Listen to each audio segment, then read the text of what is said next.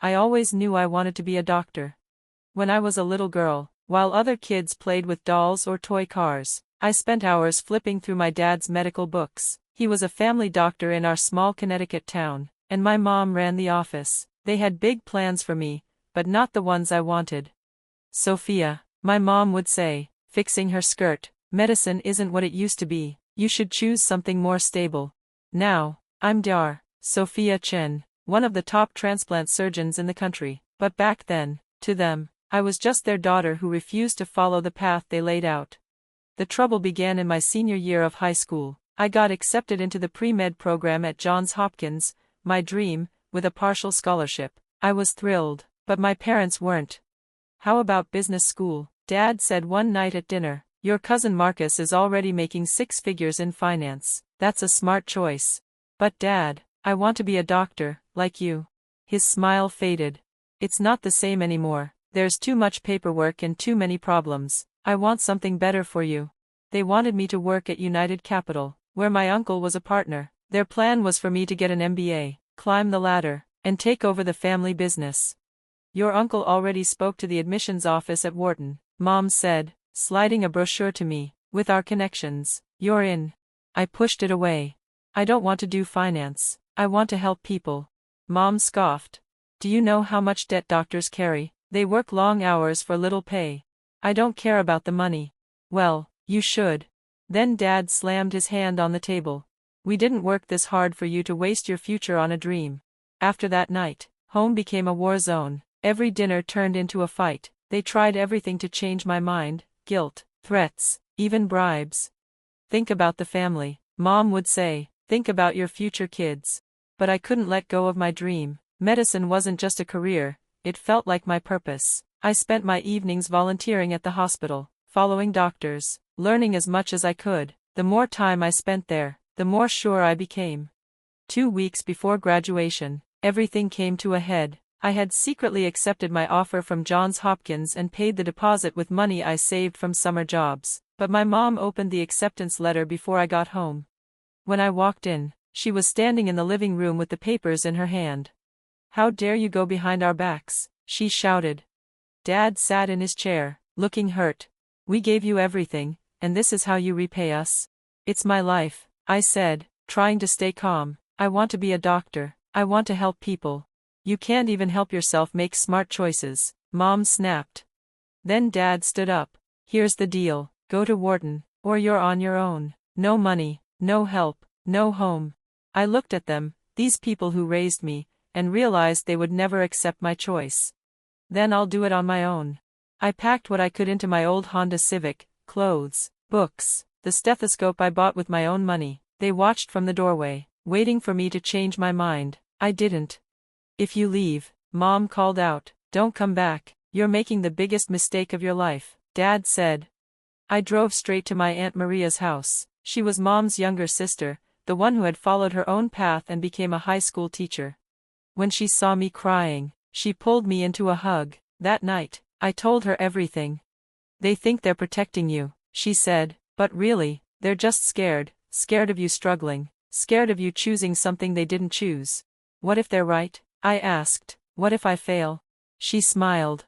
Then at least you'll fail doing something you love, not something you hate.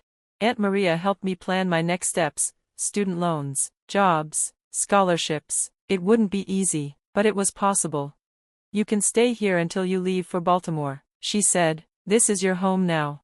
That summer, I worked 2 jobs, mornings in a coffee shop and evenings at the hospital gift shop. Every dollar went into my college fund.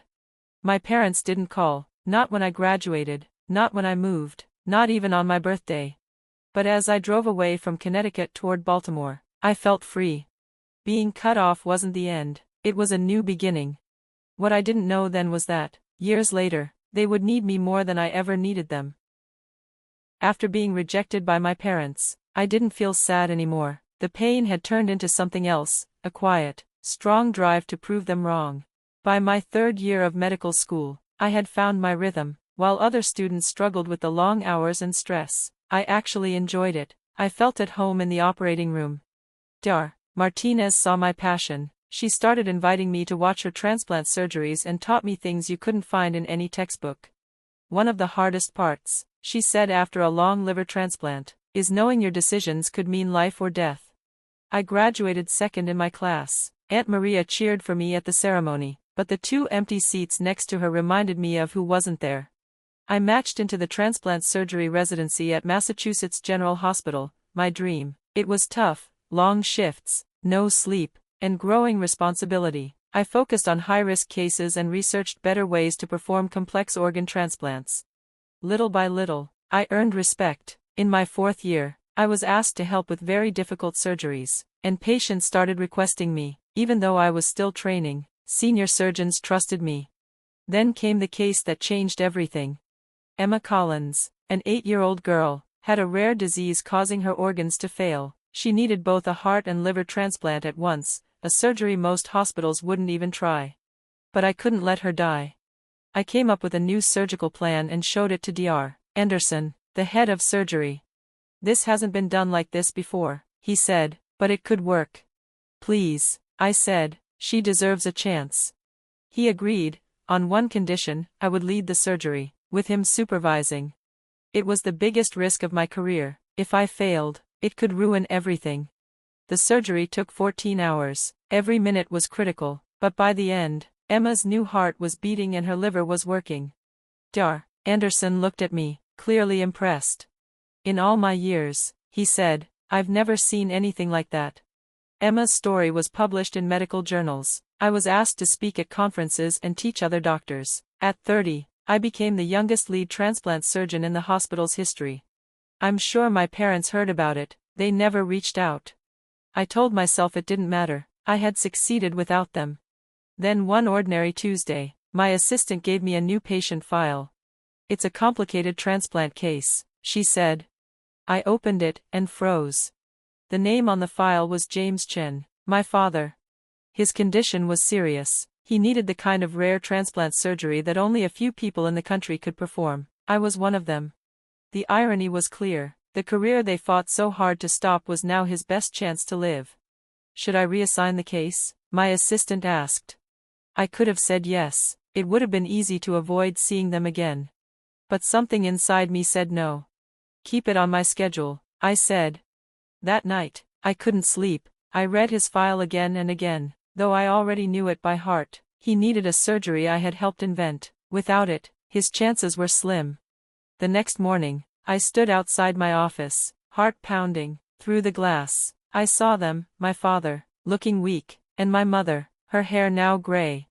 I took a breath and walked in. "Good morning, I'm Dr. Sophia Chen." The silence was heavy. My mother covered her mouth. My father looked shocked. "Sophia," she whispered. "Hello, Mom." I kept my tone professional and sat at my desk. "I've reviewed your case carefully, Dad. It's serious, but there are options." "You're the doctor they referred us to?" he asked. "Yes, I created the technique you need. Only 3 surgeons in the country can perform it." My mother started crying. My father just stared, finally seeing the doctor I had become. I explained the procedure, step by step, trying to stay calm even though my emotions were swirling inside. "With me as your surgeon, the success rate is 94%, I said. "Without the surgery, it's not good, but the choice is yours." My father's voice was shaky. "You're really the best option?"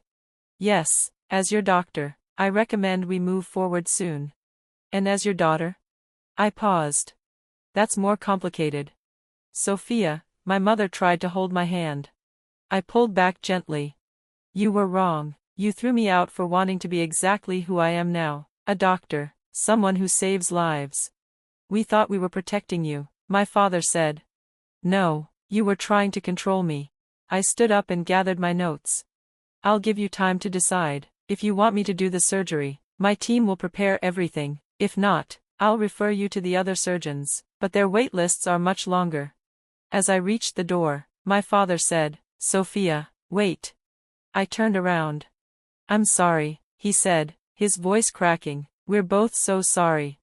For a moment, I didn't see the man who rejected me. I saw someone scared and broken, facing the truth about his choices. "I know," I said quietly, "but that's not what matters now. What matters is saving your life."